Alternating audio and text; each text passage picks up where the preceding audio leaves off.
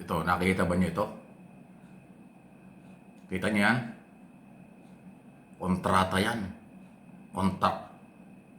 Contract agreement yan. Yan ang ebidensya. Yan ang resibo. Dito sa ating gagawin topic ngayon. Hindi ito biro. Talagang nakapangalan, may date, active contractor. Ha? Ayan o, ito yung pangalan o. Sige, tingnan ko nga kung makikita niyo yung mga pangalan ng signatory. Ayan o. Kita ba?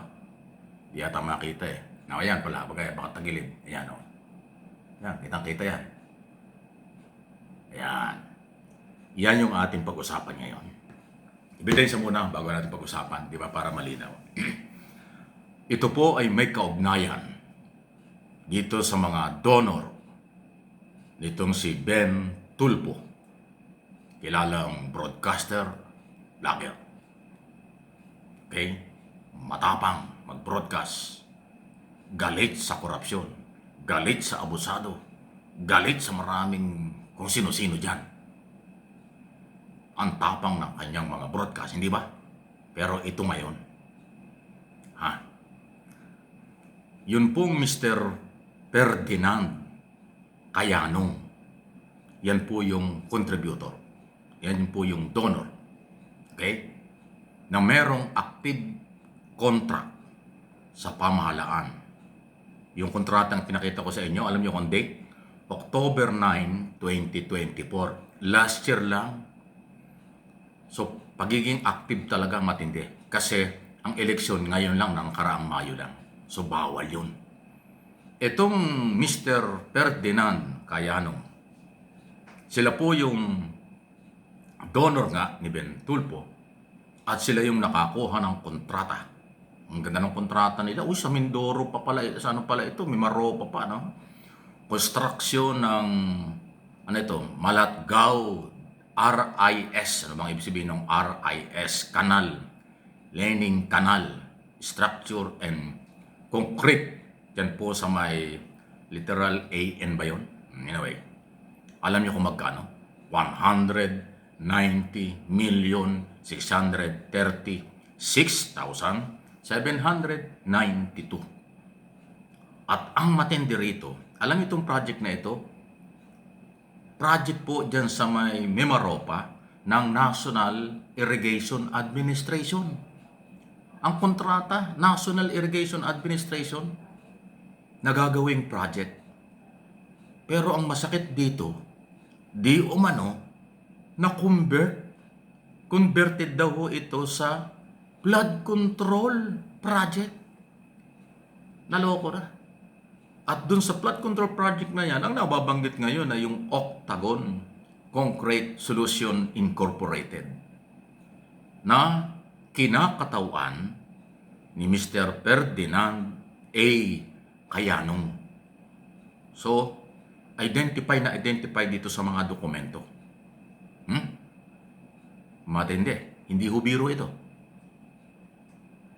Yan ay malinaw ng paglabag sa 95 ba o 96C Omnibus Election Code of the Philippines. Ang pagtanggap ng donasyon ng politiko at pagbibigay ng donasyon ng active contractor. Kaya nga active kasi October 9, 20, nasaan na ba yun? Ito makikita nyo, October 9, 2024. Ayan. Yan po yung kontrata, oh. Kita nyo? Ayan, nasa taas yun. Yan. October 9, 2024, yung kontratang pinasok nito sa National Irrigation Administration, Mimaropa Regional Office. Wow. Diba? Tapos ang signatory, ayan, Regional Manager, Cervantes, Renilio Cervantes, Ferdinand Kayanong, Authorized Managing Officer, ayan po, yung contractor, yung donor ni Ben Tulpo.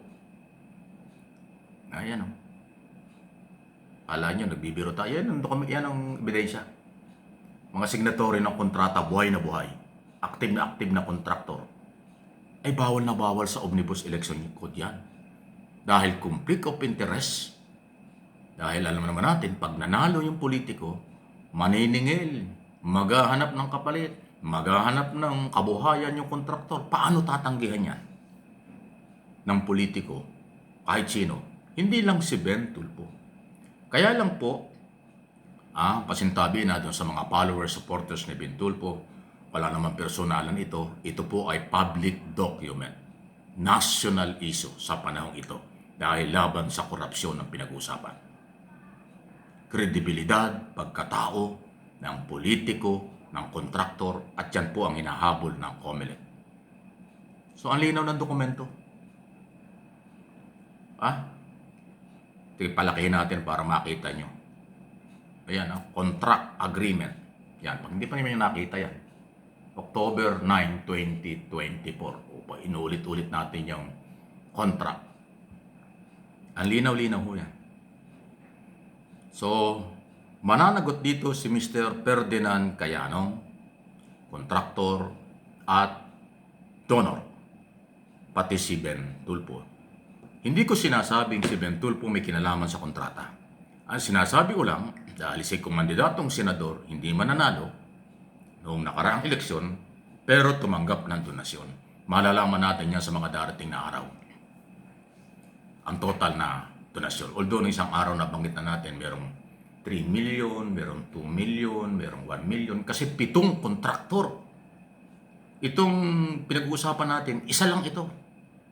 7 kontraktor yung nauna natin binanggit na nag-donate kay Ben Tulfo. Kung totoo ito, Ben, pakiliwanag mo ito, para lalong maniwala ang tao sa iyo na ikaw ay laban sa abusado, laban sa korupsyon, laban sa maduming politika, laban sa maduming kaalawan, sa buwatan ng mga negosyanteng kontraktor at politician. Kasi bago ka lang sa politika, first time mo lang sumali sa national position. Hindi ko alam kung tumakbo ka na sa local. Pero, hindi ito biro. Dokumentado, may kontrata na 190 million plus. At ang masakit dito, kung totoo ito, lukuhan talaga. Isipin mo ang project sa National Irrigation Administration sa Mimaropa.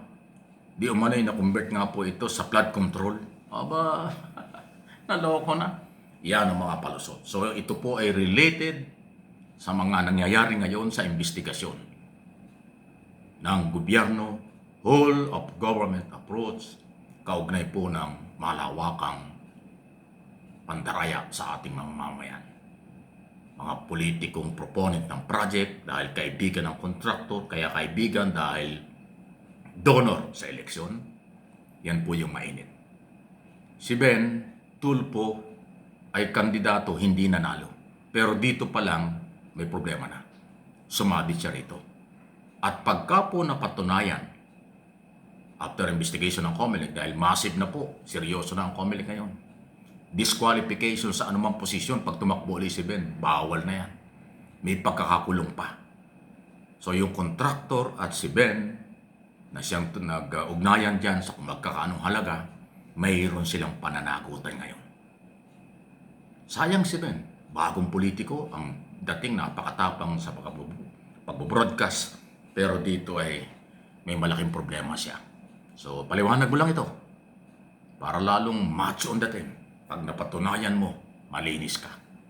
Isa lang po, walang personalan.